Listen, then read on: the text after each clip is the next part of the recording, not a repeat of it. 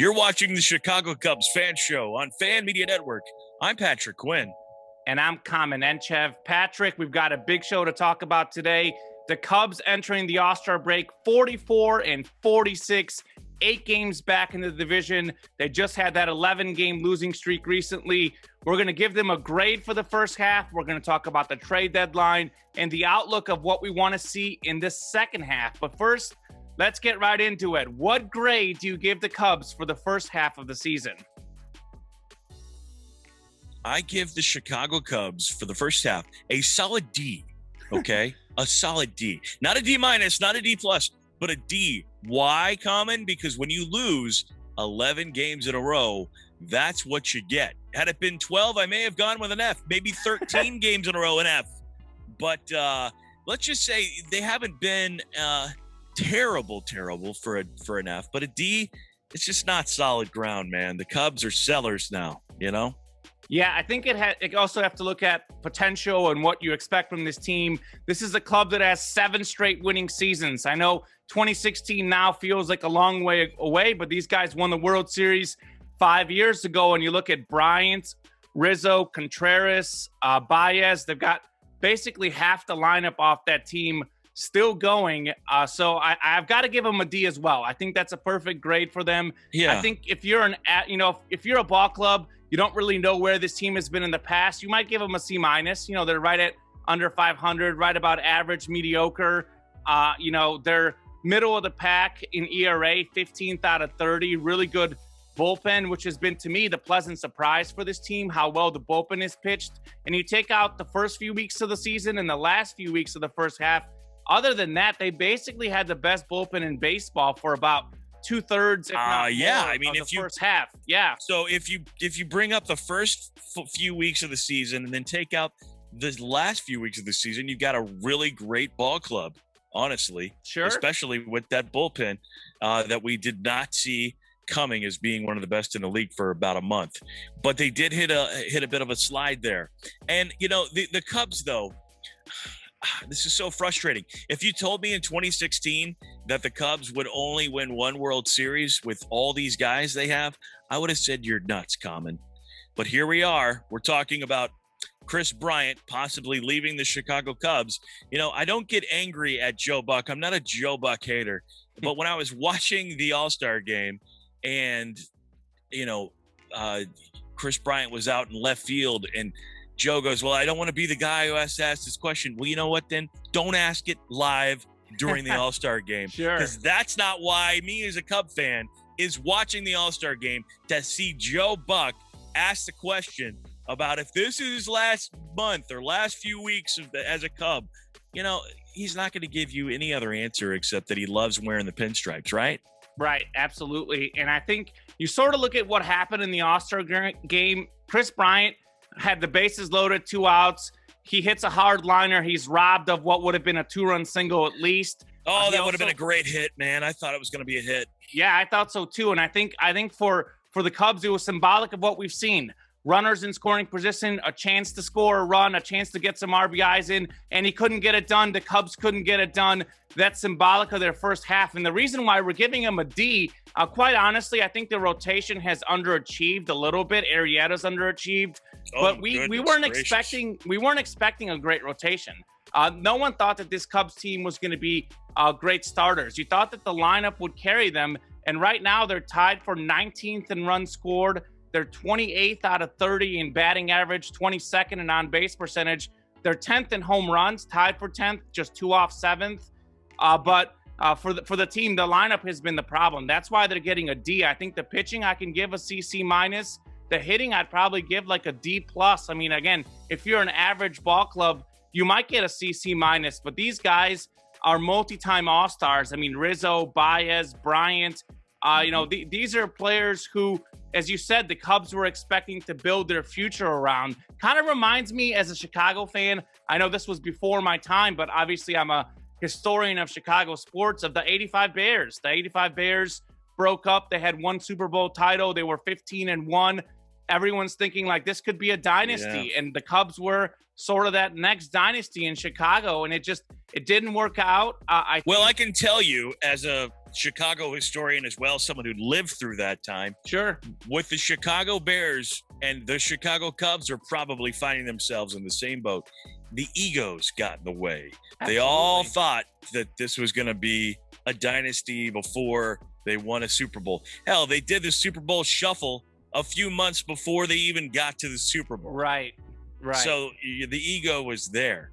The Cubs have not done a video like that, but I do think the Cubs thought that they could just walk into any ballpark and win, but obviously that did not happen. Well, and they haven't made adjustments. I think you look at baseball, There you go. the players make adjustments. I think this lineup was never, per se, a great average lineup, but they lost some average hitters like Ben Zobrist. We've talked about that. And then I think, who was it? Dexter Fowler off that World Series team was a key piece for them. And I think for them, they, pitchers adjust. And right now we're seeing all these analytics and shifts and everything. And the game has sort of shifted to helping the pitchers. And the Cubs hitters simply haven't adjusted. Their offense has been doing what they've been trying to do as if it's 2016. Let's get a home run, and it doesn't work. And I think that's what's hard for me. And for me, the key though here about these Cubs is a lot of times people think about seller versus buyer. I got to think about in terms of you've still got talented players in Rizzo, Baez, Bryant. If you're going to trade them, you can still get something in return for them. I don't want this to be sort of like we're either buyers or sellers because you've got good trading pieces. You can get a good pitcher, not necessarily even a minor league guy. Like, I don't love the term rebuild. I think a lot of the best franchises, like, the Spurs, the Steelers, the Patriots over the years. I mean, you saw the Patriots do this. They had a few years where they weren't the best, but they didn't rebuild everything. I guess the Lakers, I'm thinking of too, that came back. The Warriors are a franchise. Like, you don't completely start from nothing. I think it's got to be a fine line where they're still getting good pieces for these guys. And I think for this franchise and this team, they've got to be proud. This is a team that's had 7 straight winning seasons. I would like to see them get to like 82-80. That's my goal for this team. They're 2 games under 500 right now. I'd like them to finish 2 over because I think looking like it. I think it's not looking like they're going to win 82 a winning games. Record is important. I will touch this. They're very inconsistent. I know right now we're thinking about all the worst moments and everything that's happened the last few weeks, but this is a team that swept the Padres, they swept the Mets, they swept the Dodgers at home this season. They went on a big winning streak during that stretch. So they are capable of getting hot. They're 28-17 at home, 16-29 on the road. So you're saying they should play all their games at home now, Comp? Is that what you're saying? If they can, they should. I'm saying that this team, things look bleak right now, and I know some guys have to go, but I don't want this to be a team that all of a sudden gets 60, 70 wins. This is a ball club that I would like to still stay up to that 80 win mark. I think they're capable of that. Yeah. I think I, as a Cubs fan, I don't like losing and I don't like tearing everything down and starting over because they're not in a good place right now. They've got to do a tear down, but I'm looking at something in the middle. And Jed Hoyer kind of said that he wants this to be a process where they're not going to take, 4 or 5 years to win again. They're not going to be a 60-win ball club. I think this team, even if they get rid of 2 or 3 of these guys, I think they're still too good to be a 60-win ball club. I think that they need to be a team that's right around that 500 mark this season, maybe around 500 next season, and in 2 to 3 years, get back to being, a playoff contender. Because, just 2 weeks ago, this team was in first place. Yeah, that's the thing. And after July, this is not going to be the same thing. We have about a minute left in the podcast, but it's not going to be the same team. I wish that's the way it was, but this team will be dismantled. The team is sellers. They're not only sellers, but they're in the cellar. So they better get something back for it. And if I'm the Chicago Cubs, I'm going shopping for starting pitching. Agreed. Bona fide starting pitching.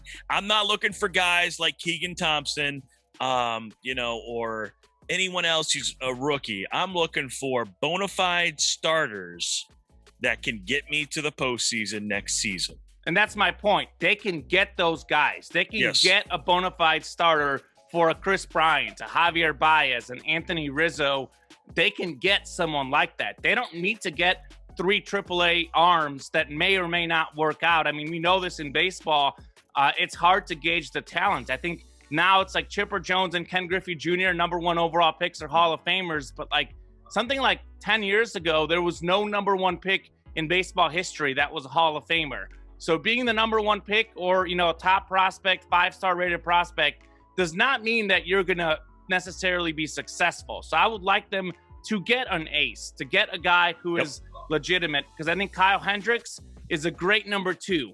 If he's your number 2 and you get a great number 1, all of a sudden we're talking.